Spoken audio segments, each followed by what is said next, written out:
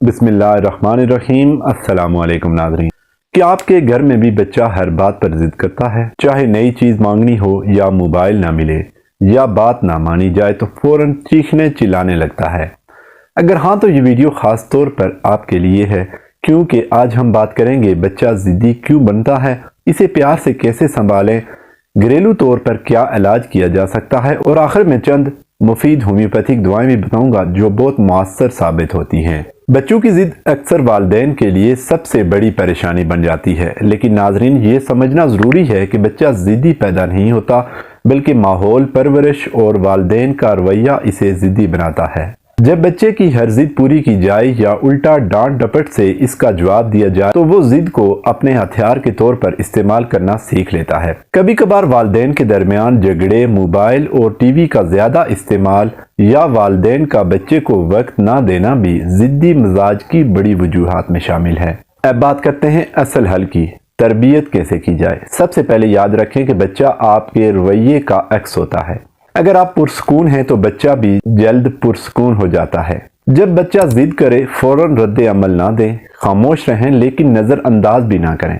اس کی آنکھوں میں دیکھ کر نرم لہجے میں کہیں، بیٹا مجھے پتا ہے تمہیں یہ چیز چاہیے مگر ابھی نہیں۔ اس سے بچے کو احساس ہوتا ہے کہ آپ سن رہے ہیں مگر جھک نہیں رہے۔ دوسرا اصول یہ ہے کہ بچے کی تعریف کریں، خاص طور پر جب وہ ضد نہ کرے یا اچھا برتاؤ کرے۔ بچے کو یہ محسوس ہونے دیں کہ محبت صرف ضد پوری کرنے سے نہیں بلکہ اچھے رویے سے بھی ملتی ہے۔ گھر کے اصول بنائیں، مثلا ٹی وی صرف 1 گھنٹہ، کھانا ایک ساتھ اور سونے سے پہلے کہانی وغیرہ۔ اگر بچہ ہر وقت چڑچڑا رہتا ہے تو اس کے لیے گھر میں ایک پرسکون ماحول پیدا کریں۔ اونچی آواز میں بات کرنے سے گریز کریں، موبائل کم استعمال کریں اور بچے کو روزانہ کچھ وقت کھیلنا یا بات چیت کے لیے دیں۔ اکثر بچے صرف توجہ چاہتے ہیں، چیزیں نہیں چاہتے۔ اب بات کرتے ہیں گھریلو علاج کی۔ اگر بچہ ضدی ہے تو صبح کے وقت اسے شہد میں چند قطرے زیتون کا تیل ملا کر دیں۔ یہ دماغ کو سکون دیتا ہے اور ہائپر ایکٹیویٹی سے روک دیتا ہے۔ بچے کو زیادہ ٹھنڈے مشروبات، چاکلیٹ یا فاسٹ فوڈ دینے سے پرہیز کریں، کیونکہ یہ چیزیں دماغی اوور ایکٹیویٹی بڑھاتی ہیں۔ رات سونے سے پہلے نیم گرم دودھ میں 1 چٹکی ہلدی یا بادام کا کہوہ بہت اچھا اثر دیتا ہے۔ دن میں ہلکی واک یا آدھے گھنٹے کا کھیل بچے کی توانائی کو درست سمت دیتا ہے۔ اب آخر میں اگر بچے کی ضد بہت زیادہ ہو، غصہ کرے، چیزیں توڑے یا چپ نہ رہے تو ہومیوپیتھک علاج سے بہت مدد مل سکتی ہے۔ کیمومیلا 30۔